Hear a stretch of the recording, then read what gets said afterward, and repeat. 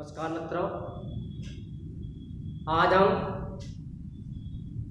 छंद प्रारंभ करते हैं। इससे पहले हमने आपके लिए छंद के छोटे छोटे प्रश्न बतलाए थे। अब हम सबसे पहले अनुष्टुप छंद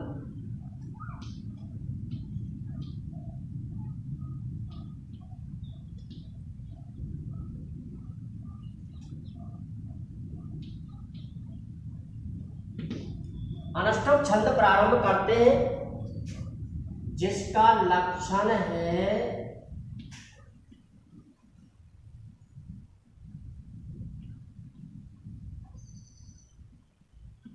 लक्षणम।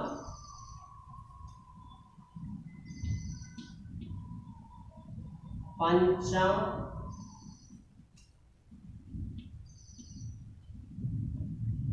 लघु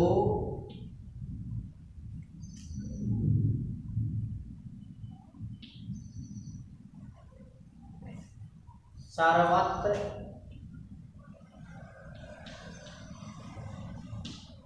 सप्तम द्वयी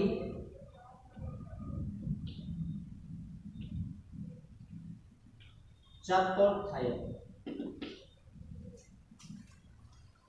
षष्ठम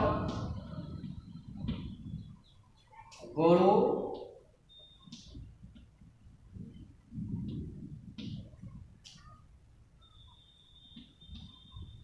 बीजानियात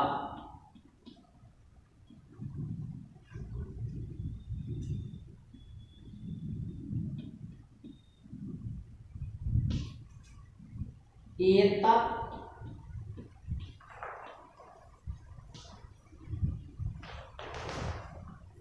पद्यस्य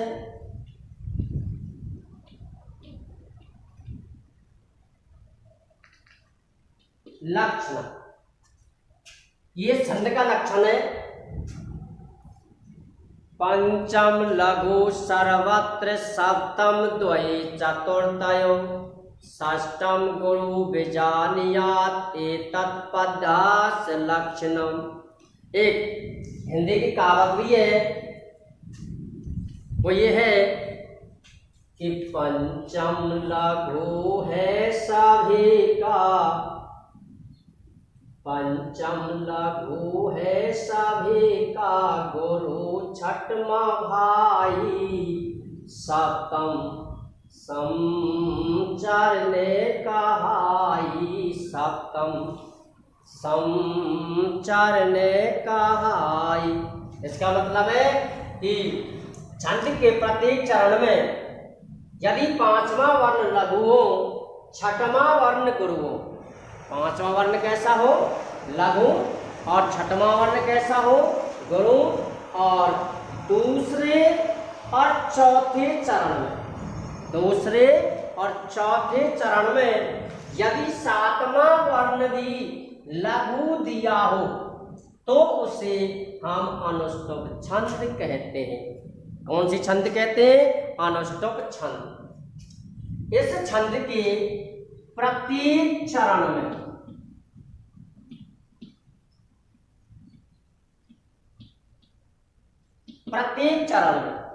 इस छंद के प्रत्येक चरण में वर्णों की संख्या होती है 8। यह प्रश्न रीट में भी प्रश्न छंद के पूछे जाते हैं, तो किसी भी नियम की आवश्यकता नहीं है, किसी से पूछने की जरूरत नहीं है। यदि तुम्हें किसी भी स्थान पर वर्णों की संख्या 8 दिखाई दे तो बिना ही सोचे समझे तुम्हें छंद का नाम लिखना है अनुष्टुप छंद। कौन सी छंद का नाम लिखना है? अनुष्टुप छंद। यदि 8 वर्ण दिखाई दे तो कौन सी छंद है? अनुष्टुप छंद। प्रत्येक चरण में वर्णों की संख्या है 8 और 4 चरण, यानी चारों चरणों में वर्णों की संख्या होती है 32। क्यों? क्योंकि छंद में 4 चरण होते हैं, जिसका वर्णन पहले भी दिया जा चुका है। प्रत्येक छंद में चरणों की संख्या होती है 4 और अनुष्टुप छंद के प्रत्येक चरण में वर्णों की संख्या होती है 8 और चारों चरणों में कुल वर्णों की संख्या होती है 32।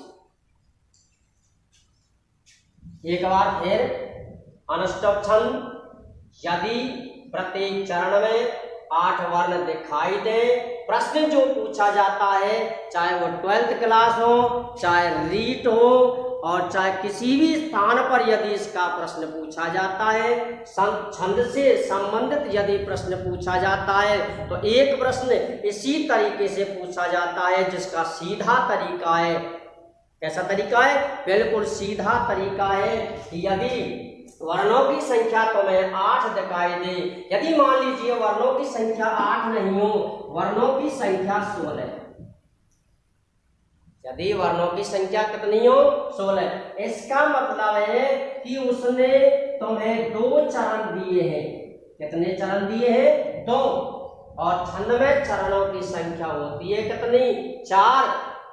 4 का मतलब अक्षर दिए हैं 16, इसका मतलब है चरण दिए हैं 2, उसका आधा करो। इसका मतलब है कि एक चरण में वर्णों की संख्या कितनी हुई? 8। इसलिए उस जगह पे तुम्हें जो आंसर देना है, प्रश्न का जो जवाब तुम्हें देना है, वो अनुष्टुप छंद में देना है। कौन सी छंद में देना है? अनुष्टुप छंद में देना है। आगे चल के इसके हम आपके लिए उदाहरण देते हैं।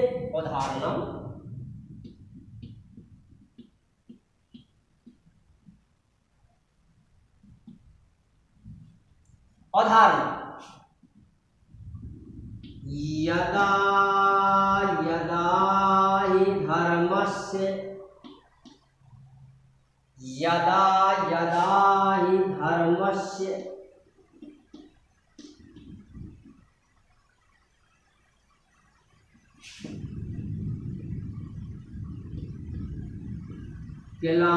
ग्लानिर्भवति भारते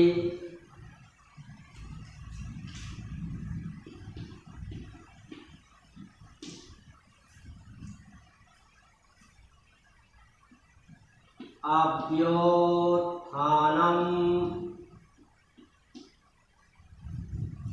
अधर्मस्य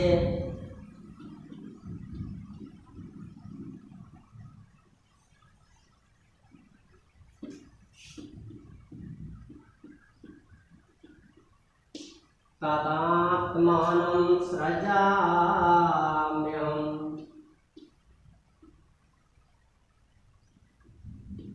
ये श्लोक है श्री मद्भागवत गीता का, जिस समय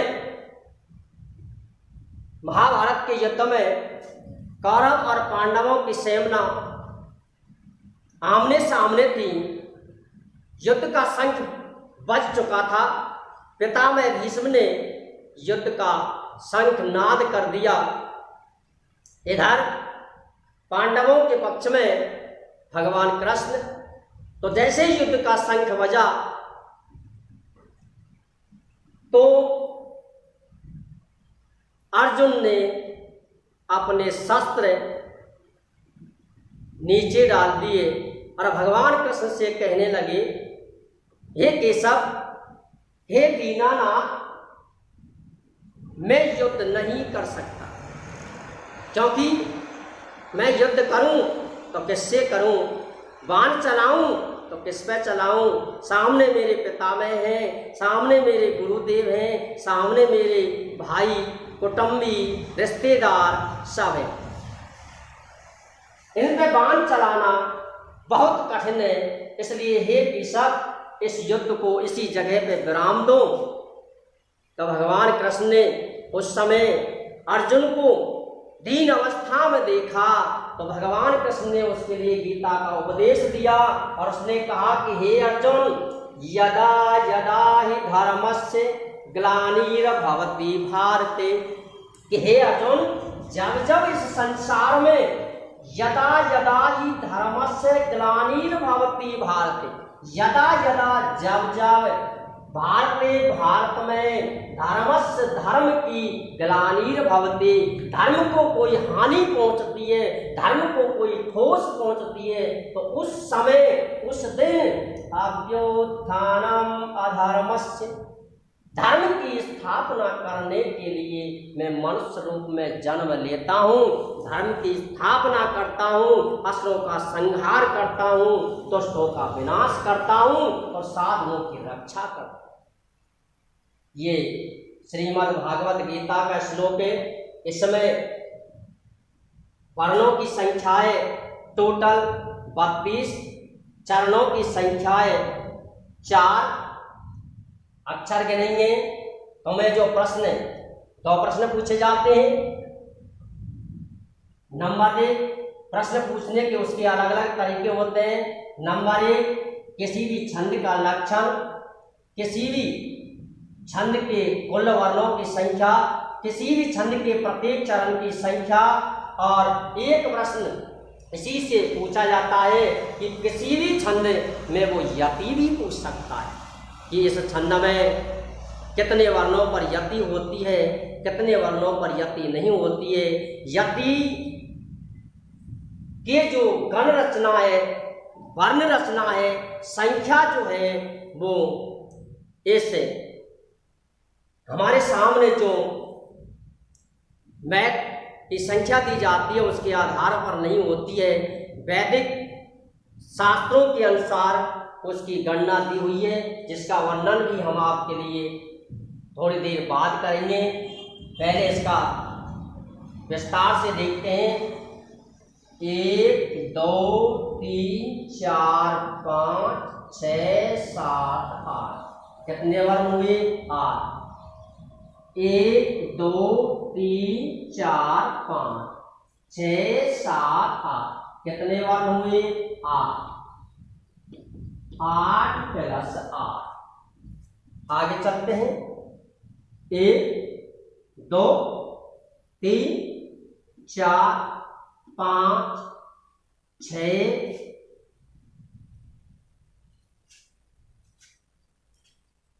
1 2 3 4 5 6 7 8। 1 2 3 4 5 6 7 8।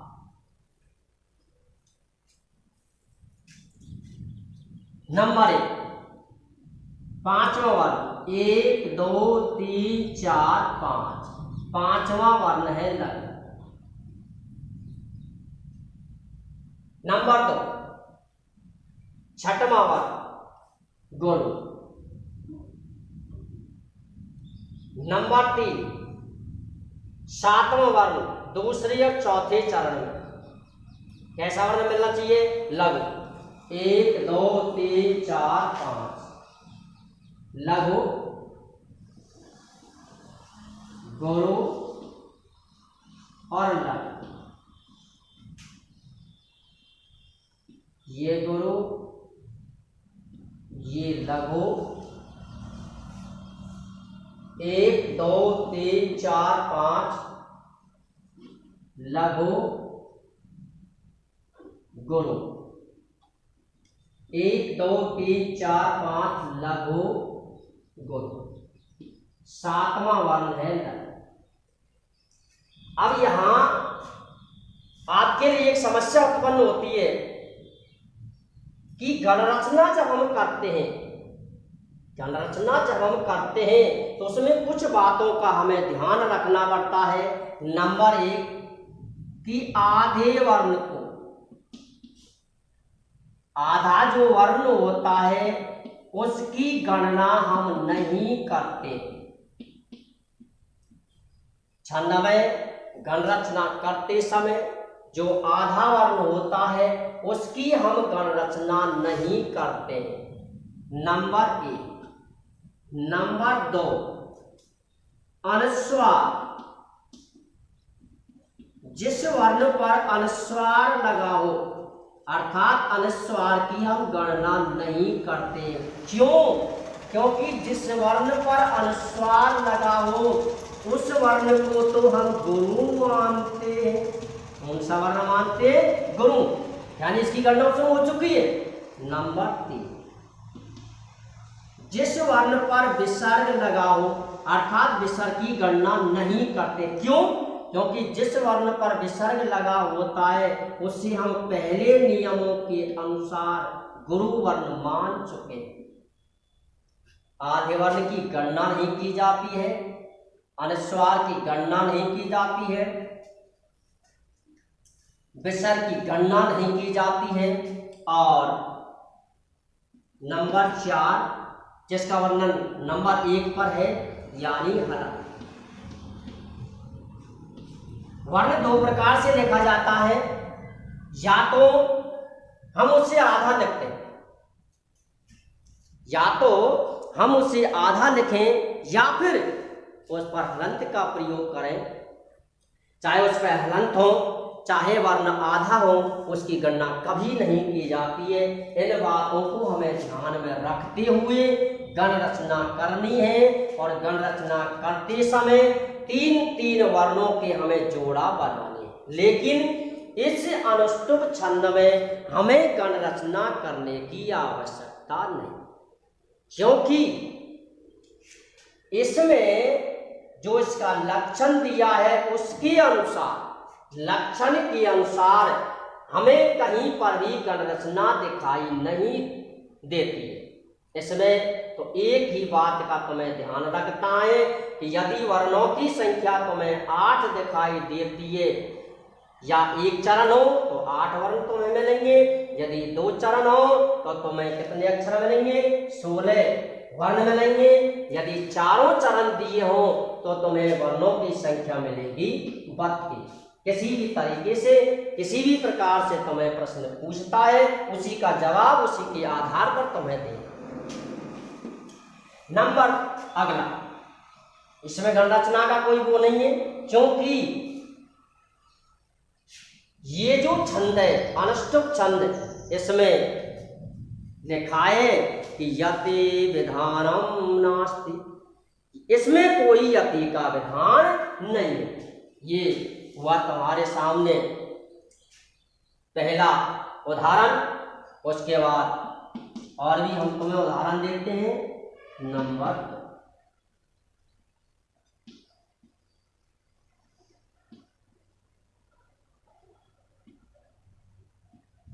गुरु ब्रह्मा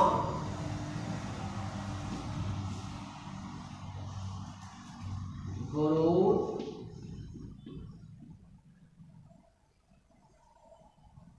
विष्णु।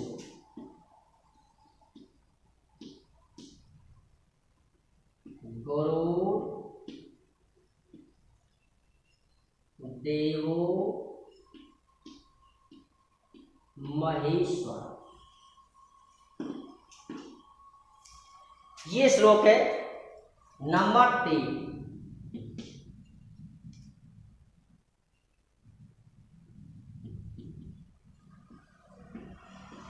वासुदेव स्वतम देव। मान लीजिए ये प्रश्न तुम्हें दिया हुआ है, नीचे वाला प्रश्न 1 चरण, ऊपर वाला प्रश्न 2 चरण। इसका पूरा श्लोक है कि गुरुर् ब्रह्मा गुरुर् विष्णु गुरुर्देवो महेश्वरा गुरुर् साक्षात् परं ब्रह्म तस्मै श्री गुरुवे नमः। वसुदेव सुतं देवं कंस चाणूरमर्दनं देवकी सुत परमानंदं कृष्णं वंदे श्री जगते गुरु। 1 2 3 4 5 6 7 8। कितने वर्ण हुए? 8। 1 2 3 4 5 6 7 8 कितने वर्ण हुए? 8। 8 प्लस 8 बराबर 100। चाहे वो एक चरण, अधिकांश जो प्रश्न पूछता है छंद में वो एक चरण देता है। यदि वो प्रश्न घुमाता है तो तुम्हें 2 चरण देगा, और उस जगह पे तुम्हें 2 चरण यदि दिए हो तो उस जगह पे तुम्हें उसकी विस्तार से परख करनी है कि कहीं ना कहीं यति का विधान उसमें कहीं होगा, अर्थात कोमा लगा हुआ अवश्य मिलेगा। या फिर तुम्हें एक चीज ध्यान रखनी है, मात्र छंद के जो प्रश्न पूछे जाते हैं 2 तरीके से पूछे जाते हैं। दोनों तरीका मैंने आपको बतला दिए हैं। यदि इस प्रकार से प्रश्न पूछता है तो तुम्हें मात्र छंद की संख्या ज्ञात करनी है। छंद की क्या याद करनी है? संख्या। यदि वर्णों की संख्या 8 दिखाई दे तो छंद कौन सी है? वो अनुष्टुप छंद। एक छंद और भी होती है 8 वर्णों वाली छंद, और वो है गायत्री छंद। कौन सी छंद है? गायत्री छंद। लेकिन इस गायत्री छंद का प्रश्न आजकल नहीं पूछा जाता है, क्योंकि गायत्री जो छंद थी वो वैदिक साहित्य में इसका प्रयोग था। क्योंकि मैंने प्रारंभ में आपके लिए बतलाया था कि सबसे पहले वेदों की जो रचना की गई वो भगवान ब्रह्मा के मुखारबिंद से की गई, और वेदों की रचना जो की गई थी वो संस्कृत में की गई थी।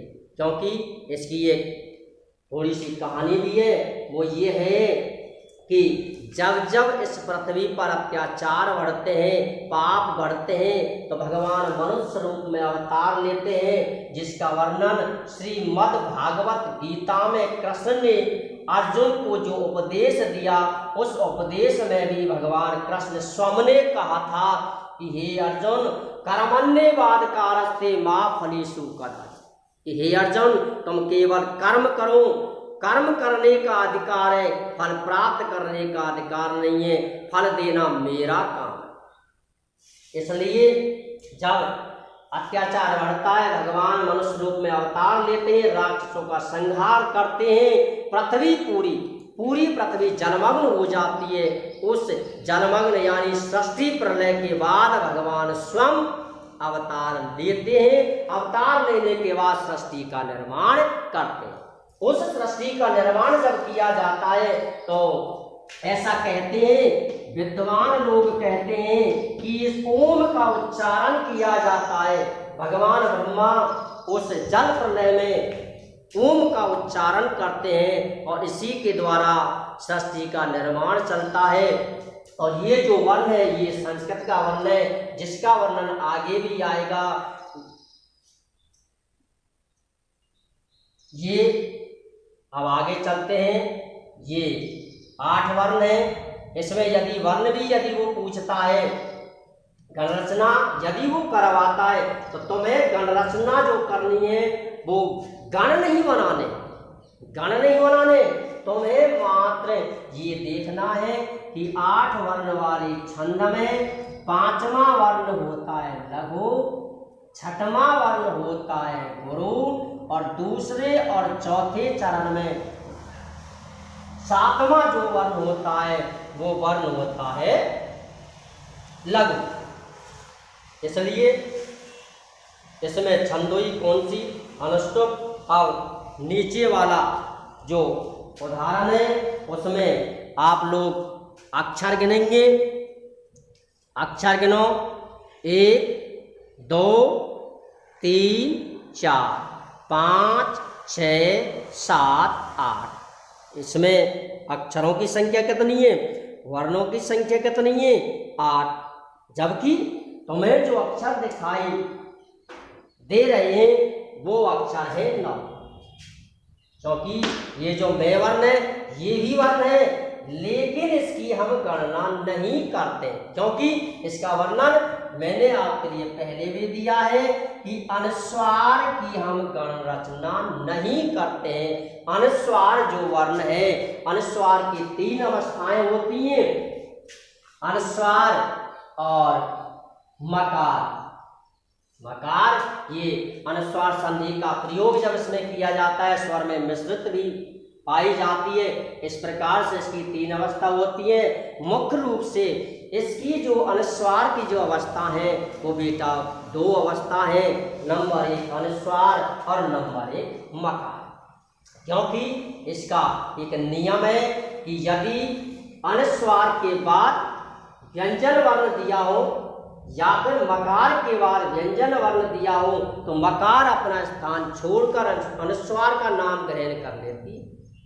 जिसका नाम ग्रहण कर लेती है, अनुस्वार का नाम ग्रहण कर लेती है, अर्थात अपने नीचे वाले स्थान को छोड़कर ऊपर वाले स्थान पर चली जाती है। और यदि मकार के बाद स्वरवर्ण दिया हो तो मकार अपना स्थान नहीं छोड़ती, मकार अपना स्थान नहीं छोड़ती है, इसकी गण रचना नहीं की जाती है, इसको वर्णों की श्रेणी में नहीं रखा जाता है। क्योंकि अनुस्वार जिसमें लगा हो, मकार जिसके अंत में दी गई हो, तो उस लघु वर्ण को हम गुरु वर्ण मानते हैं। गणना की जाती है लेकिन व्यंजन में सम्मिलित होकर की जाती है, अलग से इसकी गणना नहीं की जाती। अब फिर से एक बार इसके वर्ण गिनेंगे, 1 2 3 4 5 6 7 8। वर्णों की संख्या हुई 8 और छंद का नाम लिखते हैं अनुष्टुप छंद। कौन सी छंद लिखते हैं? अनुष्टुप छंद। इस प्रकार से ये अनुष्टुप छंद का लक्षण, अनुष्टुप छंद की पहचान है कि जिस छंद के प्रत्येक चरण में वर्णों की संख्या होती है 8, चारों चरणों में वर्णों की संख्या होती है 32, चाहे वो चारों चरण देता है या फिर एक चरण देता है या 2 चरण देता है, तो 2 चरण यदि देता है तो उसका आधा कर लेंगे। आधा करने के बाद जो शेष फल प्राप्त होता है उसी के आधार पर हम छंद का नाम आंसर में देते हैं।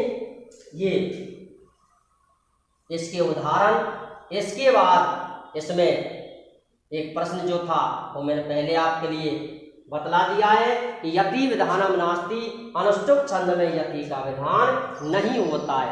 यदि वो गण रचना फिर भी करवाता है, यदि वो गण रचना फिर भी करवाता है तो तुम्हें प्रत्येक वर्ण की गण रचना नहीं करनी है, 5वें वर्ण की गण रचना करनी है, 6वें वर्ण की गण रचना करनी है और 7वें वर्ण की गण रचना करनी है। यदि 7वां वर्ण तुम प्रत्येक चरण में यदि 5वें, 6वें और 7वें वर्ण की गण रचना कर भी देती हो तो भी तुम्हें कोई भी हानि नहीं होगी, क्योंकि दूसरे और चौथे चरण की तो गण रचना तुम्हें करनी है। इसलिए यदि उसके साथ में हम पहले और तीसरे चरण की गण रचना यदि 7वें वर्ण की भी कर देते हैं यदि भूलवश, तो इसका कोई प्रभाव नहीं पड़ता है। मात्र तुम्हें 3 वर्णों की गण रचना करनी है। यदि पूछता है गण का नाम लिखना नहीं है, क्योंकि उसमें गण बनाना नहीं है।